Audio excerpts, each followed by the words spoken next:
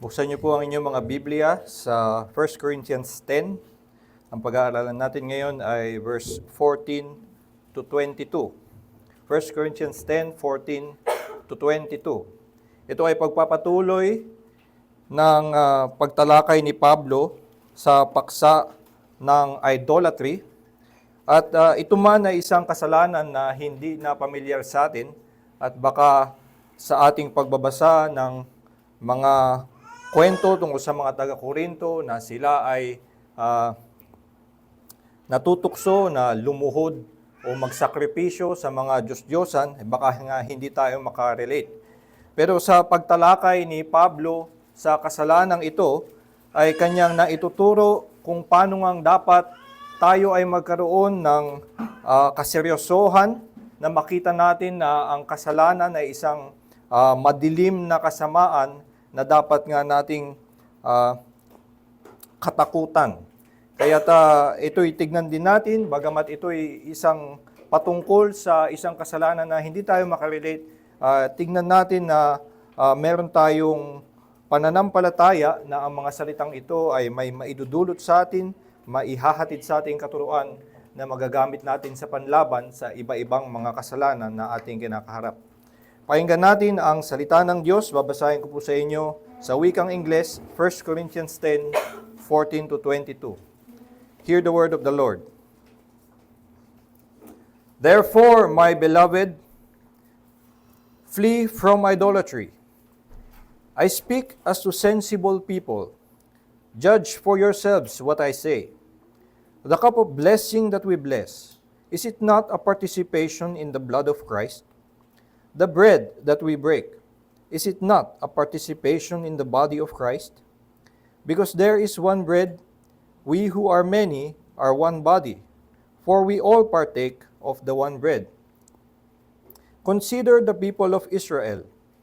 Are not those who eat the sacrifices participants in the altar? What do I imply then? That food offered to idols is anything, or that an idol is anything? No, I imply that what pagans sacrifice, they offer to demons and not to God. I do not want you to be participants with demons. You cannot drink the cup of the Lord and the cup of demons. You cannot partake of the table of the Lord and the table of demons. Shall we provoke the Lord to jealousy? Are we stronger than He? Pagpalain nawa ng Diyos ang pagbabasa ng Kanyang salita. Tayo po ay sandaling manalangin. Ama naming Diyos, sa hapong ito kami ay lumalapit sa iyo na may paghahangad na mula sa iyong salita kami ay maliwanagan kung sino ka, ano ang iyong kalooban para sa aming pamumuhay, at kung paano nga kami kikilos ng nakaluluwalhati sa iyong pangalan.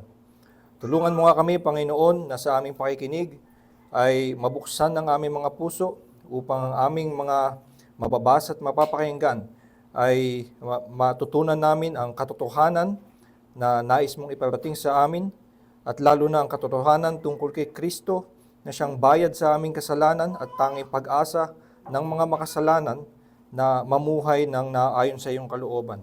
Tulungan mo kami, Panginoon, na madala sa pananampalataya at makitang ang pag-asa nga lang namin ay si Kristo, at nasa pamamagitan niya kami makapapamuhay ng naayon sa iyong kalooban. Ito po ang aming dalangin sa pangalan ni Jesus. Amen. Isa sa mga hindi matanggap ng mga hindi mananampalataya tungkol sa Kristyanismo at kanilang kinukutya tungkol sa ating relihiyon ay ang ating pananaw tungkol sa mga sexual sin. Dahil meron tayong pananaw na kasalanan ang magkaroon ng sexual na relasyon sa hindi mo asawa, ito para sa kanila ay sumasalamin lamang na tayo daw ay makikitid ang isip at siguro tayo lang ay mga conservative, mga mahiyain at dala lang ng kultura at ng paningin sa sex, kaya tayo ay merong ganong paningin na ito'y masama. At ito nga ay lalo ng mas lumalaking issue dahil meron tayong pananaw na ang homosexuality ay isang kasalanan na hindi katanggap-tanggap sa Diyos. Ngunit sa kanilang pananaw, bakit ba tinatawag ito na masama ng mga Kristiyano? Bakit ganito sila mag-isip?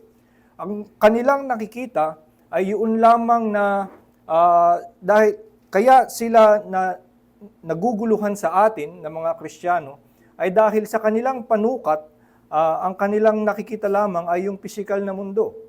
Ito lang namang nagtatalik na dalawang tao, wala namang ibang sinasaktan.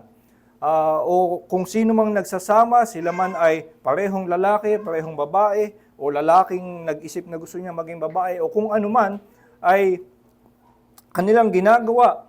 Pisikal lang naman, wala ibang sinasaktan, bakit ito nagiging offensive sa Diyos? At hindi nila matanggap ang isang Diyos na nagbabawal o nagsasabi, nagdidikta kung ano ang gagawin ng tao sa kanilang katawan.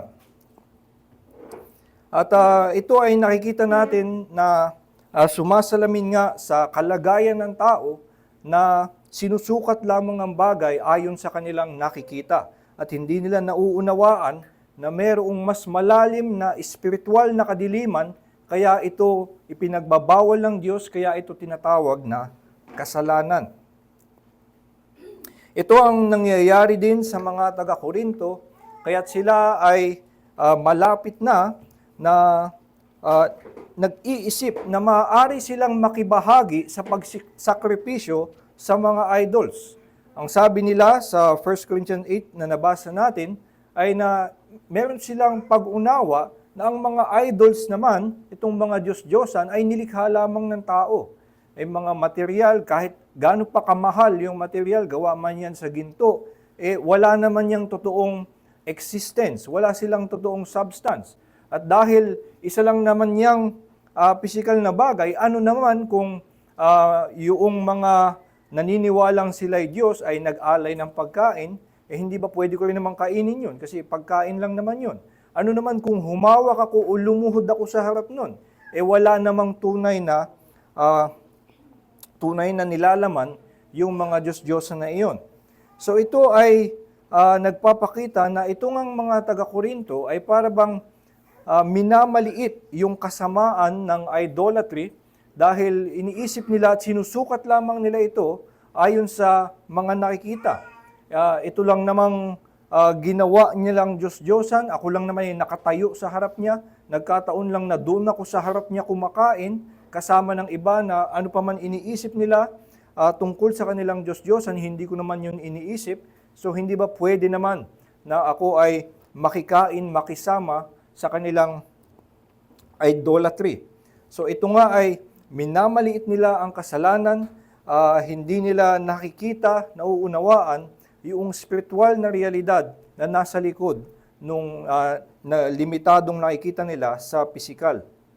At dito sa talatang ating pag-aaralan, sila itinatama ni Pablo na hindi dapat nila minamaliit ang kasalanan, kundi kailangan nilang makita na ang kasalanan, lalo na ang idolatry, ay dapat nakatakutan at dapat niyang takbuhan. Ito ang kanyang ginamit na salita sa verse 14, "Therefore, my beloved, flee from idolatry."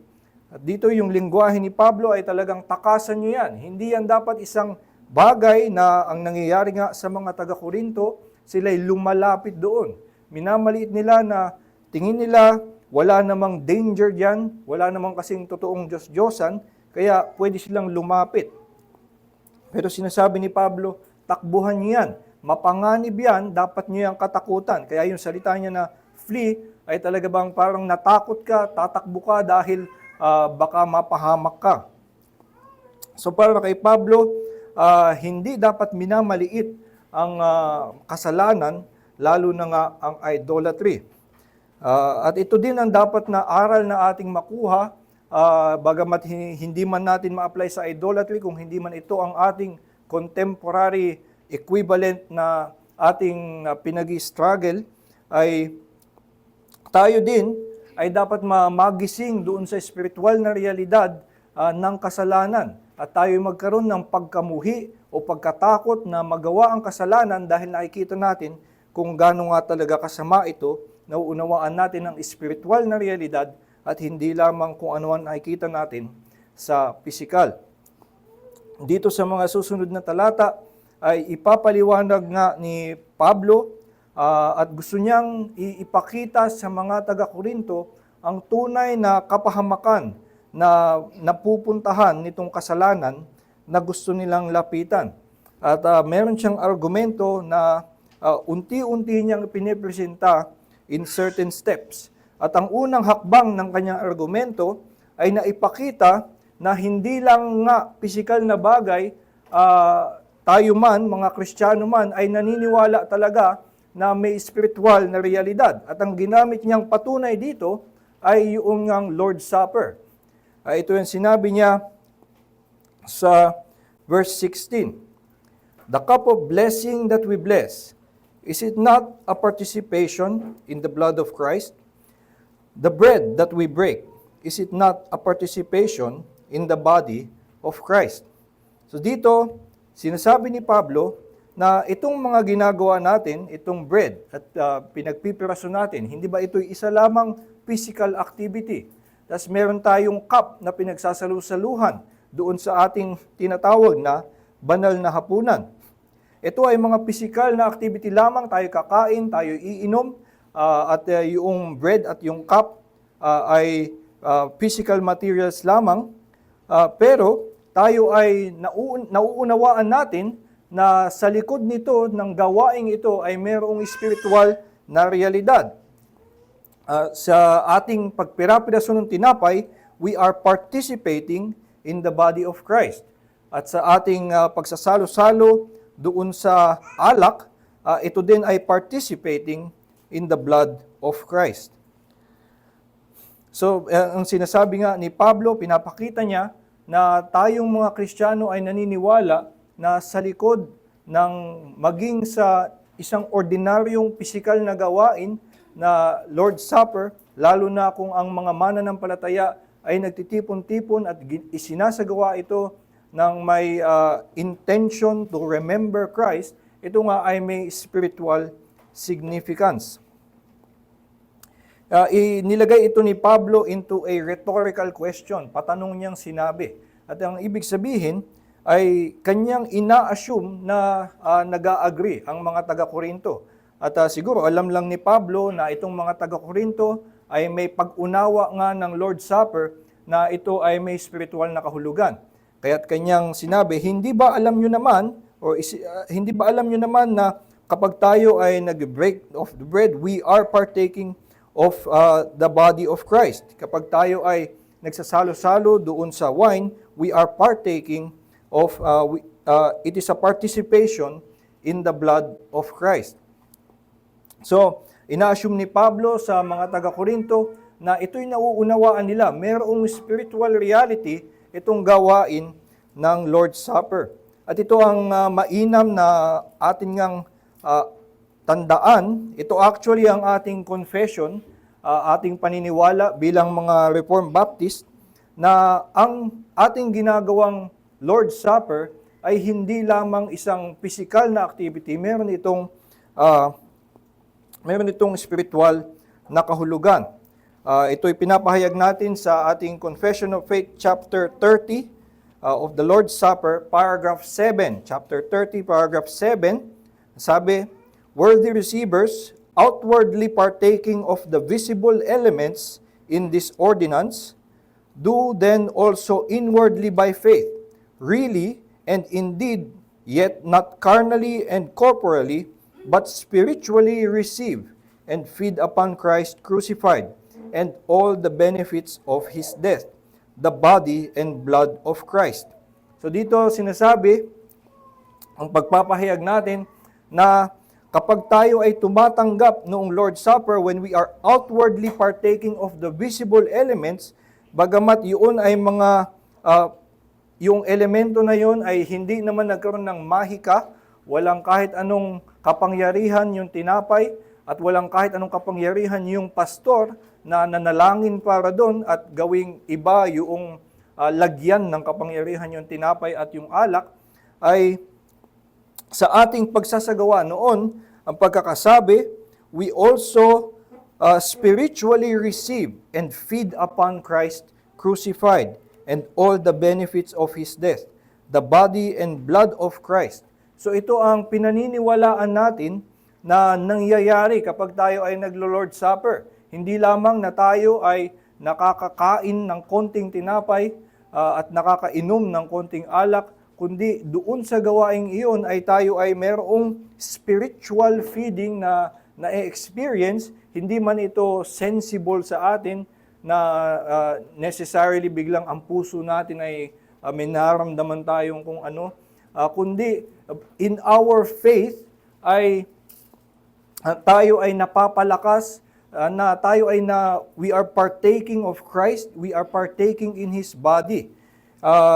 Minsan sinasabi natin na ang ginagawa nga natin ay pag-alala, at minsan sumusobra na sinasabing pag-alala lamang.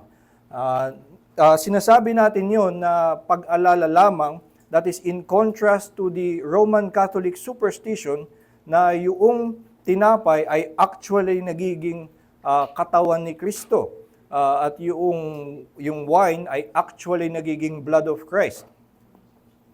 Kaya yung kahalagahan ay nandun sa ating ginagawang pag-alala. Pero ang ating actually confession, hindi lamang pag-alala, hindi lamang dun sa ating yung memory natin na dahil na-refresh ang ating memory at naibalik sa ating kaisipan na ang totoo ay tayo ay binayaran ng katawan at dugo ni Kristo. Hindi lamang yun, though ito ay isang napakagandang benefit na mapaalalahanan ng katotohanan na yun, tayo naniniwala na mayroong spiritual na natatanggap sa pamamagitan ng activity mismo dahil ito ay itinalaga ng Diyos at sa Kanyang pagpapala, ganito ang ating nadadanasan na meron tayong spiritual participation in the body and blood of Christ. Minsan ito ay nakakalimutan natin, bagamat ito nga ang ating pananampalataya. Bilang mga Kristiyano, tayo naman ay mga tao dapat na ang description nga, we live by faith and not by sight. Pero minsan nga ay napupunta lamang tayo sa pamumuhay in sight at yung mga pagpapala sa atin ng Diyos ay sinusukat lamang natin ayon sa ating mga nakikita. So yung pangangaral ng salita ng Diyos o yung salita ng Diyos mismo, kapag ito'y tinusukat lamang natin sa ating paningin, ay ang haba naman ng Bible na yan. O yung speaker na yan o preacher na yan ay hindi naman ganun kagaling. So, ating sinusukat nga lamang ay yung physical na standard, kung ano yung ating nadidinig, kung ano yung tunog ng kanyang boses, o yung itsura ng Bible, na sa totoo lang, kaya ako gusto ang ESV, bagamat meron akong mga kontra sa kanyang mga choices sa translation, ay dahil mas maganda yung font. No? Pero ang ibig ko lang naman sabihin ay na kapag tayo ay masyadong nahuhumaling doon lamang sa physical, nakakalimutan natin na mayroong spiritual benefit doon sa pangyayari ng pakikinig ng salita ng Diyos. Hindi na ang mga salita na binibigkas ng mga mangangaral ay may kakaibang kapangyarihan, pero ang pangako ng Diyos, kapag narinig ng isang makasalanan ng pangako ng Diyos na sa pamamagitan ni Kristo, ay kapag sila'y sumampalataya sa natapos na gawa ni Kristo sa kanyang bayad ng kasalanan, sila'y maliligtas. Ito ay isang napakalalim na spiritual na katotohanan at dapat hindi natin minamaliit ang pangyayaring ito. Ito ang katotohanan na nasa ilalim ng isang pisikal na gawain. Ang pangangaral ng salita ng Diyos ay nagdudulot ng kaligtasan ng mga makasalanan at paglilinis ng mga kasalanan natin sa pamamagitan ng Ebanghelyo. Ganon din ang pananalangin. Ang pananalangin ay para bang pagbulong lamang sa ating isipan o pagbigkas ng mga salita.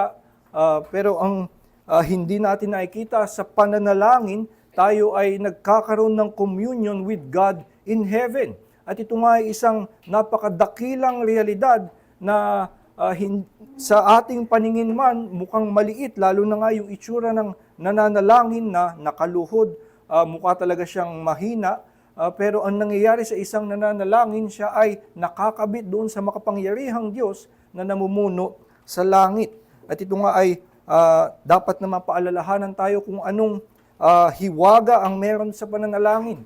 Kaya nga si Abraham, nung nakikipag-usap sa Diyos para sa Sodom, nung kanya ang pagkakasabi ay nakikipag-negotiate si Abraham kung para iligtas ang Sodom, ay meron siyang napatigil siya sa Genesis chapter 18 verse 27 at talagang napansin niya na kakaiba itong ginagawa ko, na nakikipag-usap ako sa Diyos. At sabi niya, "Behold, I who am but dust and ashes have taken it upon myself to call upon the Lord." So nakita niya yung kakaibang hiwaga na nangyayari sa pananalangin, sa isang simpleng pakikipag-usap, na ikaw na alabok lamang ay nakikipag-usap sa Panginoon. At ganun nga rin sa Lord's Supper. Sa Lord's Supper, hindi lamang ito isang gawain na ritual, ito ay may malalim na espiritual na kahulugan, at hindi lamang doon sa pag-aalala, sa pag-refresh ng ating isipan, kundi mayroong espiritual na realidad na nagaganap sa panahon ng pagkain.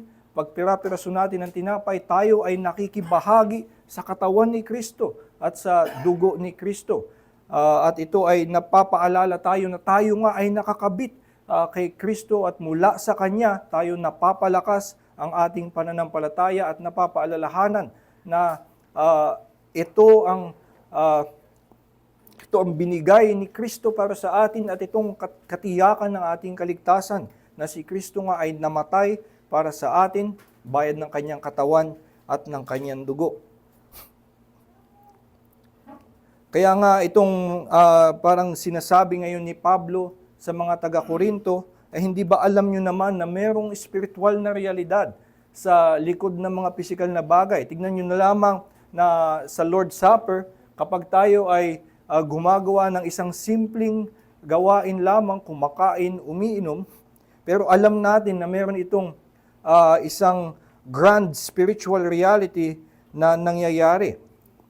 Kung tayo din ay magigising sa spiritual reality na nakukubli nitong pisikal na ating nakikita, baka lumalim sana ang ating pagpapasalamat doon sa natatanggap nating salita, at magkaroon tayo ng mas malalim na appreciation sa privilege of praying at doon sa pagtanggap ng Lord's Supper.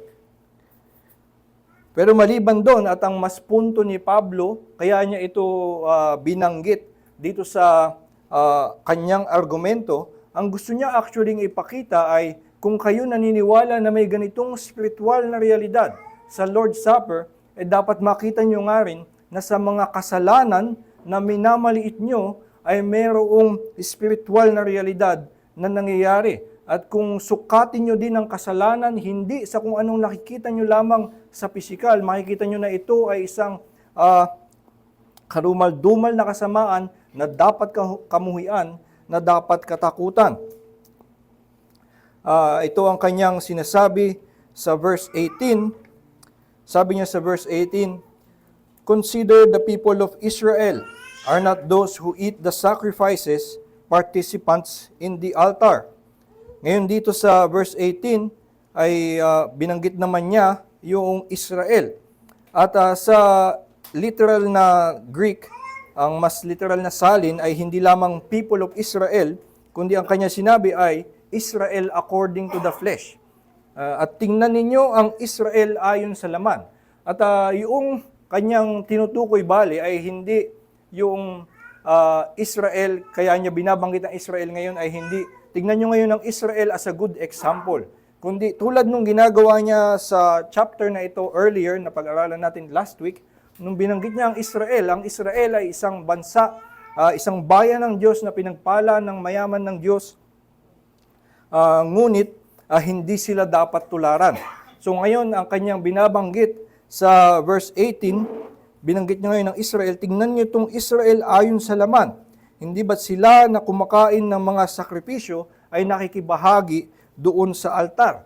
ah, ay itong binabanggit ay hindi yung kanilang pag-sacrifice sa altar to God at sinasabi na hindi ba itong kanilang ginagawa ay may pakikibahagi nga din dun sa altar, kundi ang gusto niyang ipakita dito, hindi ba itong mga Israelites, nung sila ay sumamba sa Diyos-Diyosan, tulad nung binanggit niya earlier in this chapter, sila ay nakibahagi doon sa altar ng Diyos-Diyosan. At sinasabi niya na nagkaroon sila ng fellowship, kumbaga, doon sa altar na hindi sa Diyos. So ito ang kanyang pinupuna ngayon, pagkatapos niyang ipakita na kung sa Lord's Supper mayroong ganong spiritual reality, ganon din sa mga ginagawa nating kasalanan, at ang una niyang example ay ang bayang Israel. Nung sila ay sumamba sa Diyos-Diyosan, malamang ang titukoy niya ay yung sa Exodus 32, yung paggawa ng golden calf, yun din yung binabanggit niya all this time sa chapter 10, yung pinag-aralan natin last week.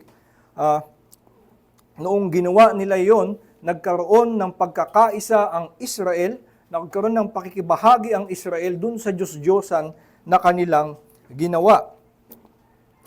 At ito ay hindi interpretasyon lamang ni Pablo, kundi si Moises mismo, nung panahon sa Deuteronomy chapter 32, nung kanyang inaalala ang kasalanan ng bayan ng Israel, kanyang ginugunita para ipaalala sa sa bayan ng Israel kung gaano sila kasuwail, ay ganito ang pagkakasabi ni Moises, Deuteronomy chapter 32 verse 16. Sa Deuteronomy chapter 32 verse 17 na lang, verse 17 to 18. They sacrificed to demons that were no gods. Ito binabanggit niya yung Israel nung sila ay lumiko mula sa pagsamba sa Diyos-Diyosan, at nung sila ay natukso, nandun lamang si Moises sa bundok, gumawa sila ng Diyos-Diyosan. Ang pagkakasabi ni Moises tungkol sa kanila, they sacrificed to demons that were no gods, to gods they had never known, to new gods that had come recently, whom your fathers had never dreaded. You were unmindful of the rock that bore you, and you forgot the God who gave you birth. So kita natin, si Moises mismo nung kanyang tinitignan ng Israel, yun nga din ang kanyang lengguwahe, na sa kanilang paggawa ng Diyos-Diyosan, ay ang kanilang nagawa ay sumamba o magsakripisyo sa demonyo. They sacrifice to demons and not to God. Kaya makikita ngayon natin kung paano ito kinakabit ni Pablo sa mga taga-Korinto sa kanyang pagpapatuloy sa verse 19. Kaya niya binanggit ngayon yung example ng Israel, kung sila ay nung sumamba ay tinawag ni Moises na nag-alay sa mga demonyo. Sabi ngayon ni Pablo, what do I imply then? That food offered to idols is anything, or that an idol is anything? No. So una ay sinasabi muna ni Pablo, hindi ko naman sinasabi na yun ngang Diyos-Diyosan at yung pagkain ay may kahit anong kahalagahan. Hindi ko sinasabi na nagkaroon ng bisa yung paggawa nila ng Diyos-Diyosan. Hindi ko sinasabi na merong totoong Diyos-Diyosan. Dahil nga yun na sinabi niya sa chapter 8 na wala naman talagang totoong Diyos-Diyosan. May mga gumawa ng mga nililok na sinasamba, pero wala yang totoong kapangyarihan. So sinasabi niya ulit, hindi ko sinasabi na merong that food offered to idols is anything, or that an idol is anything. At dito nililinaw niya kung ano kanyang ibig sabihin. Verse 20, no, I imply that what pagans sacrifice, they offer to demons and not to God. I do not want you to be participants with demons. So dito sinasabi nga ni Pablo, merong spiritual na reality. Totoo na walang kapangyarihan yung Diyos-Diyosan, at wala naman talagang ibang Diyos dahil iisa lang ang Diyos. Pero totoo ang mga demonyo. Totoo na merong isang malagim, madilim na kasamaan sa likod ng pisikal na ginagawa ng pagsamba sa Diyos-Diyosan. Kaya't huwag nating maliitin na dahil wala namang Diyos-Diyosan, pwede niyong pag-alayan, pwede niyong kainin yung pagkain na inaalay sa kanila. Ito ay pag-deny ng mga Diyos-Diyosan. Maganda nga yung libro ni C.S. Lewis na Screwtape Letters, kung saan sinasabi niya na ito ay isang kathang-isip ni C.S. Lewis upang iparating sa mga Kristiyano na ang demonyo ay hindi lamang palaging yung nang puposes, tapos papaikutin yung ulo mo, tapos lulutang ka, tapos nagiging nakakatakot. Hindi ganun lang kapangyarihan ng demonyo. Maaaring ang demonyo ay magalak na patulugin ka lang habang nakikinig ng sermon, o kaya ay medyo iligaw lang ang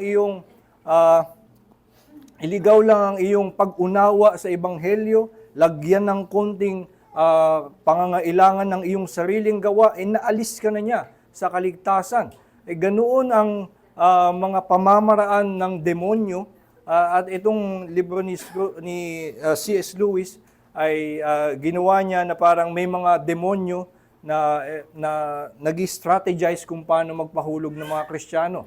At pinapakita na meron silang mga subtle ways. Hindi lamang yung tatakutin nila, magpapakita sila na isang fearful sight of a demon, kundi lolokohin mo lang ng konti, ibabaluktutin mo lang ng konti sa pamamagitan ng TV o kung ano paman, ay mailigaw mo sila, o kaya naman ay makumbinsi mo sila that you don't exist. Yun yung isa pang strategy ng mga demonyo, na kung magawa natin na itong Kristiyano na ito ay mawalan ng pakialam sa spiritual evil, ay sila nga ay magkakaroon ng pagpapawalang bahala sa kasalanan. At ito nga ang nakikita natin, bagamat noong panahon ni Kristo ay naglabasan ng mga demonyo at sila ay gumawa nitong mga malalagim na possession na ginagawa, pero ang ibang ginagawa lamang ng demonyo sa ordinaryong buhay ng mga tao ay nanliligaw ng onte, nagsisinungaling ng onte, yung katotohanan ay binabaluktot ng onte. Actually, kahit nung mismong si Satanas ay tinutokso si Kristo, ay binabaluktot lang ng onte ang salita ng Diyos mismo. So, ganito ka subtle ang ginagawa ng mga demonyo, at hindi dapat natin isipin na dahil hindi natin nakikita ang spiritual evil, at yun lamang nakikita natin ay isang harmless looking physical activity, ay iniisip natin na walang kasamaan na nagaganap.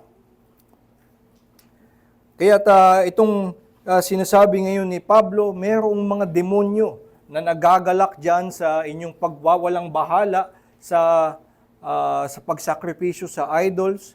At actually, ang nangyayari na nga ay naililigaw kayo, ang konsyensya nyo ay nakakalyuhan na, at hindi na kayo nagiging sensitibo sa kasalanan, hindi na kayo sensitibo sa inyong mga kapatid, at nagpapawalang bahala na nga kayo na mamuhay ng naayon sa batas. Ito na nga yung pinakaunang utos sa utos ng Diyos, at kanilang ginagawan ng theological reason para sabihin wala naman tayong magagawa para labagin yan kasi wala namang Diyos-Diyosan.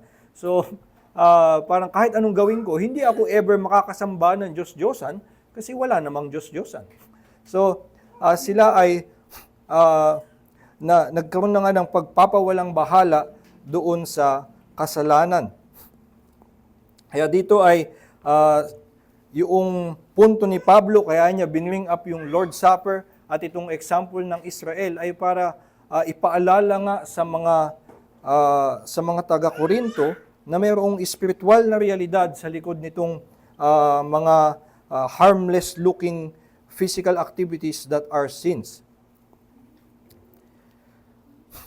Isa pang hindi o kinukutya ng mga mananampalataya tungkol sa pananampalatayang Kristiyano ay yung ating paniniwala na nahulog ang tao sa kanilang pagkain ng bunga. At ito nga ay dahil sinusukat nila ang kasalanan sa kanila lamang pagtingin na pisikal. Bakit naman sobrang tindi ng consequence na kumain siya? Siguro nga kumagat lang yun. Hindi naman siguro kumuha pa ng maraming bunga hanggang mabusog siya. Kundi kumagat lang, pinakagat din dun sa isa. At doon pa lamang ay ang kinalabasan na nito ay kamatayan ng lahat ng sangkatauhan, na ang lahat ay condemned under the wrath of God. Ganun katindi ang consequence of such an innocent act na kakagat lamang sa bunga. Pero ang dapat nga na nauunawaan natin kung tayo ay may panukat na spiritual ay na hindi ang kasalanan doon o ang kasamaan doon ay dahil yung bunga ay may lason o kung anuman, kundi ang kasamaan doon ay dahil yung tipan ng Diyos, isang peaceful, loving, rich relationship between God and Adam was broken. At ito ay isang spiritual reality na hindi nakikita. Kaya ito hindi maunawaan ng mga hindi mananampalataya kung bakit tinuturing na isang mabigat na kasalanan ng kanyang ginawa dahil sinira niya yung harmonious relationship between God and man. At dito nga ay pinili niya mismo ang kamatayan kaysa itong masaganang pagpapala ng Diyos in fellowship with Him. So, kung may ganun nga tayong pag-unawa na ito ang tunay na kasamaan ng kasalanan ay makikita sa spirituality, sa spiritual realm, ay ito ang mga taga-Korinto ay ginigising doon sa kasamaan ng idolatry. Huwag niyong sukatin yan na dahil sa inyong pagdadahilan ay walang laman yan, parang wala namang kasamaan, pagkain lang naman yun, material lang naman yung Diyos-Diyosan. Pero sa ganyang activity ay nababaling ang inyong puso, unti-unting napapababa ang inyong pagtingin sa batas ng Diyos, at yung ngang spiritual damage na nagagawa, hindi nyo man maramdaman o makita, ay totoong-totoo at hindi dapat baliwalain. Sa ating panahon, siguro nga, ang mga minamaliit na kasalanan dahil sinusukat lamang sa pagtingin ng pisikal ay yung mga sexual sin. Maliban doon, siguro mas malalim ay mas babaliwala yung mga impure thoughts dahil nga ay kaisipan lang naman. Pero kung hindi nga natin nakikita na doon pa lamang na tayo nag-iisip ng mahahalay na kaisipan sa ating kapatid, sa ating kapwa, ay nakakasira ito ng iyong konsyensya, nakakasira ito ng iyong relationship, at may spiritual na kapahamakan na nagaganap, hindi man ito makita ng ating mga mata. Ganun din ang marami pang ibang mga kasalanan na minamaliit, ang pagchichismisan, ang paninirang puri ng ibang tao dahil nagbubulungan lang naman, nagsasalita lang. Hindi natin nakikita at nasusukat na napakatindi ng kapahamakan na nagagawa nito, ng harm na nagagawa nito sa iba, sa iglesia, at maging sa reputasyon ng pangalan ni Kristo. So, itong mga kasalanan na maaring ating namamaliit ay kailangan magising tayo sa spiritual reality upang makita natin na ganun talaga kalalim ang kasamaan nito. Hindi sila dapat minamaliit at dapat silang katakutan at kamuhian.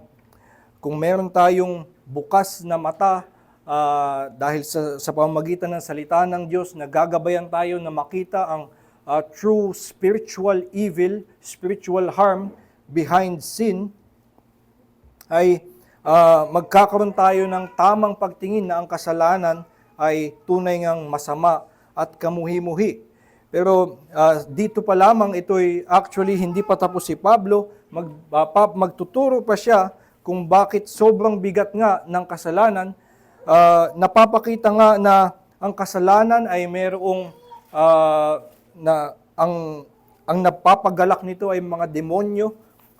Ang mga gawaing ito ay nakakapagpasaya ng demonyo at merong spiritual evil na nagaganap, pero hindi pa doon ang pinakamalalim na kasamaan ng kasalanan.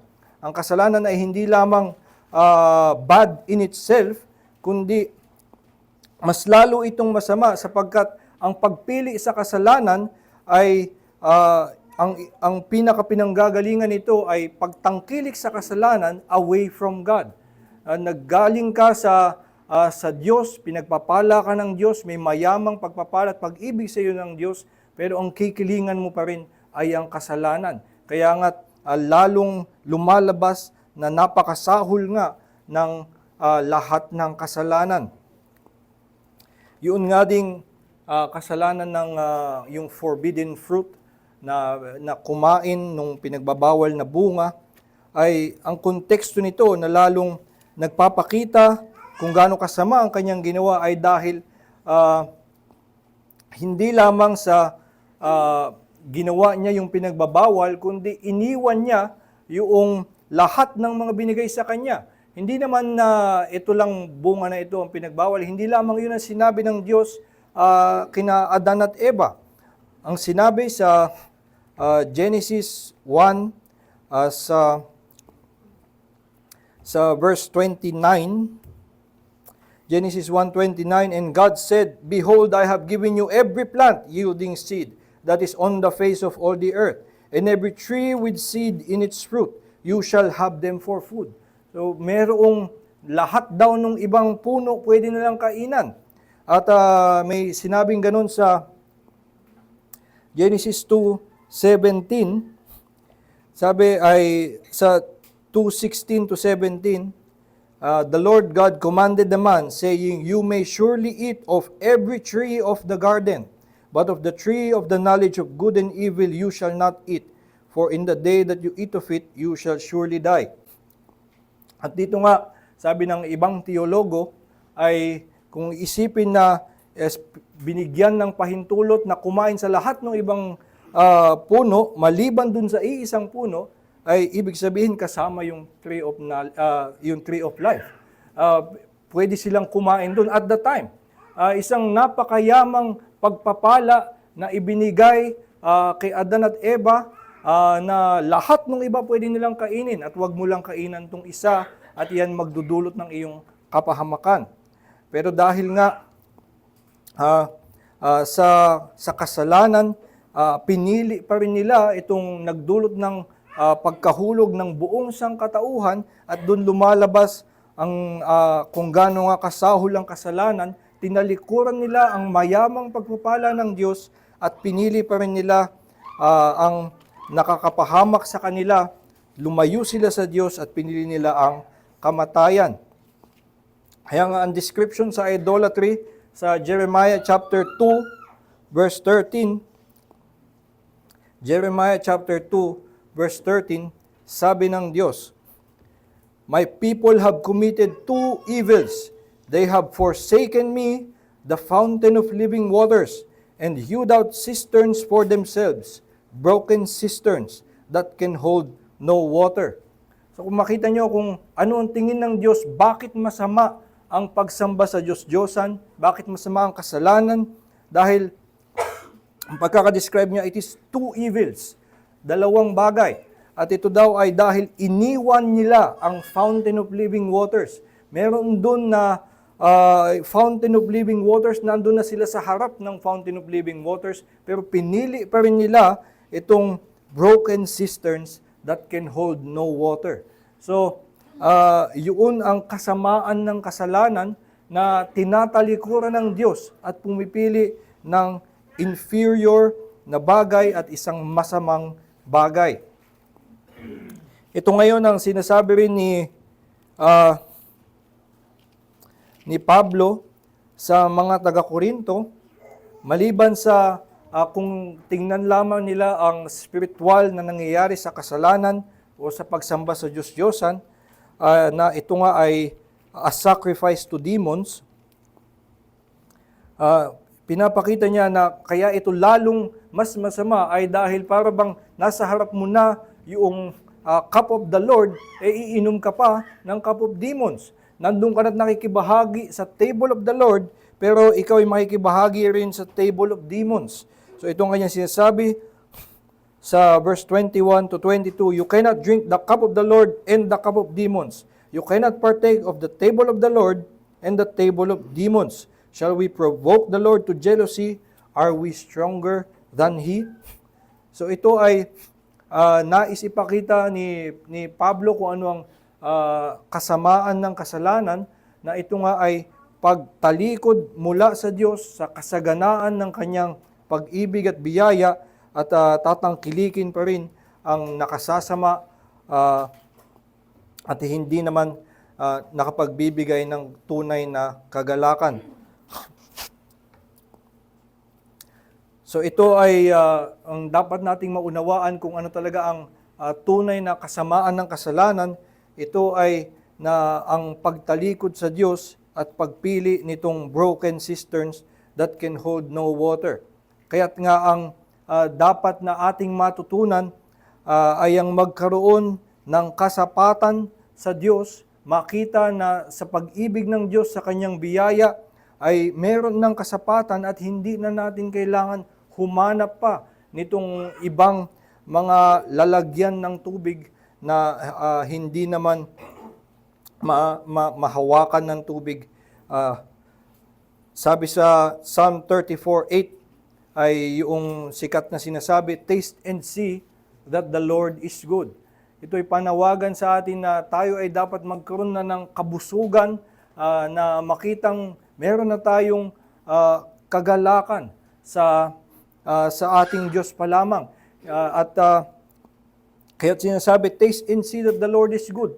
Lumapit ka sa Kanya at iyong pagmuni-munihan ang Kanyang pag-ibig, ang Kanyang biyaya, ang lahat ng pagpapalat, lalo na ang kaluwalhatian ng Kanyang biyaya sa mukha ni Hesukristo. At kung makita natin doon ang tunay na kagalakan, ang tukso ng kasalanan ay mawawala ng kapangyarihan sa atin. Dahil meron na tayong kabusugan doon pa lamang sa natatanggap natin mula sa Diyos. At ito ang pinaka naituturo sa atin, na ipapadama sa atin at dapat na ating ngang maranasan kapag tayo ay naglo-Lord's Supper. Sa itong activity designed really to na ipagawa sa atin in a metaphorical sense yung tasting and seeing that the Lord is good. Itong ginagawa na kumakain tayo, at ito'y pagkain at pakikibahagi sa katawan ni Kristo, umiinom tayo at pakikibahagi sa dugo ni Kristo, ay ito'y inilaan para sa atin para bang tayo maturuan na ito'y sapat na para sa atin. Ang natatanggap natin kay Kristo, at lalo na sapat na para sa ating kaligtasan, na ito lamang ating kailangan, na ang kanyang kamatayan ay sapat ng bayad sa lahat ng ating kasalanan at nagpapalaya sa atin na mamuhay ng naayon sa kanyang kalooban. At itong sinabi niya sa 10:16 ay mainam na ating balikan, kung na yung cup of blessing that we bless at yung bread that we break, dapat matandaan natin sa ating pakikibahagi sa Lord's Supper na mayroong spiritual reality na nangyayari. When we break the bread, when we partake of the cup, mayroong nagaganap na partaking spiritually of the body and blood of Christ. At ang ating pananampalataya ay napapalakas, pinapaalala sa atin na sapat na nga ang kanyang kamatayan para sa ating mga kasalanan, at doon ay meron tayong kabusugan na nahanap na natin ang lahat ng ating pangailangan, kaya tayo ay may kontento sa ating pananampalataya. We rest in Christ by faith. Pero binanggit din niya sa 17 ay binanggit niya na may isa pang nagagawa ang Lord's Supper, hindi lamang na mapaalala sa atin ang kasapatan na meron tayo kay Kristo. Sabi niya sa 17, because there is one bread, we who are many are one body, for we all partake of the one bread. Ang nagagawa pa ng Lord's Supper ay tayong lahat ay hindi lang sa pinag-iisa tayo kay Kristo, kundi pinapaalalahanan na tayong isang iglesia ay meron ding ganong spiritual na pagkakaisa. Tayong lahat ay sama-sama na sumasampalataya kay Kristo at nauunawaan natin, nagkakaroon tayo ng pag-unawa na tayong mga magkakasama sa iglesia ay pare-parehong mga makasalanan na nakaasa lamang sa kapangyarihan ni Kristo para tayo ay maligtas. At itong pagkakaisa na ito ay magdudulot sa atin ng higit na pag-ibig, mas lalong pag-unawa sa ating mga kahinaan at tayo nga ay mapapalakas sa ating affection for each other dahil na-realize natin sama-sama tayong umiibig sa iisang Panginoon na nagligtas sa atin.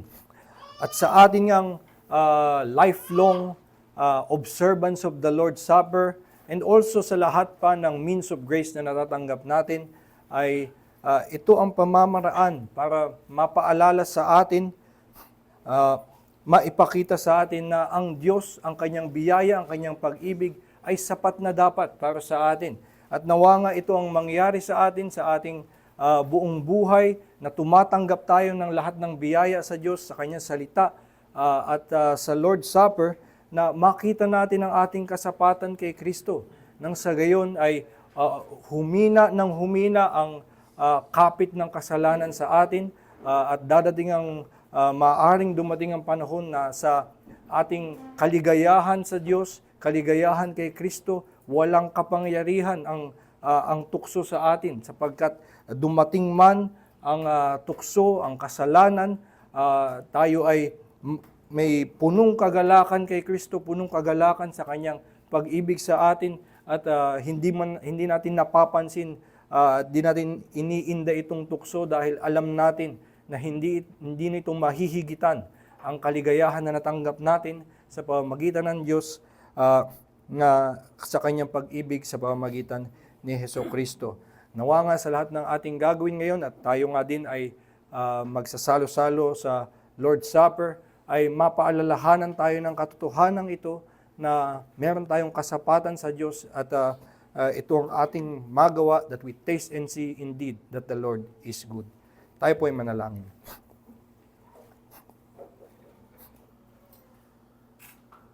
Ama naming Diyos, salamat sa inyong salita na nagpapaalala sa amin na mayroong spiritual na realidad na hindi dapat namin baliwalain, bagamat kami ay namumuhay sa mundo, sa aming katawan, at nakukubli ang spiritual na realidad dito sa material na mundo na siyang aming nakikita, nahahawakan.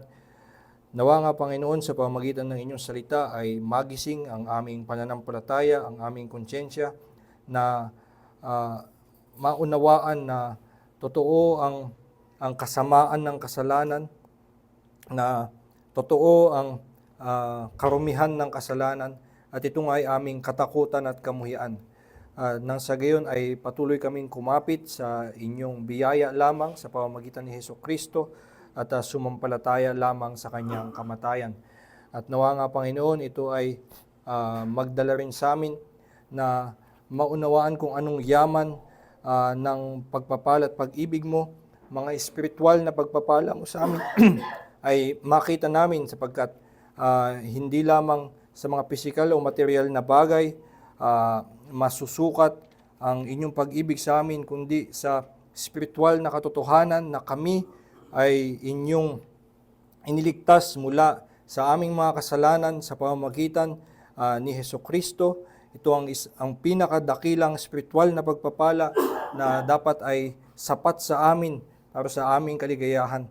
At ito nga sana ang magbigay sa amin ng kalakasan na mamuhay sa araw-araw ng may malalim na pag-ibig sa iyo, maging pag-unawa sa aming mga kapatid, at nang sa gayon sa lahat ng araw ay namumuhay kami ng nga ayon sa iyong kalooban at nakapupuri sa iyong pangalan. Dalangin nga namin, Panginoon, na sa buong araw pa na ito, sa natitirang oras sa araw na ito, ay patuloy niyo pa kaming biyayaan ng kaliwanagan mula sa inyong salita. Nang sa gayon nga ay ang aming pananampalataya ay makakita pa ng yaman ng inyong pagpapala at mapalalim pa ang aming kagalakan upang sa mga darating na araw ay daladala pa rin namin ang maraming pasasalamat at pupuri sa iyong pangalan. Po aming dalangin sa pangalan ni Jesus. Amen.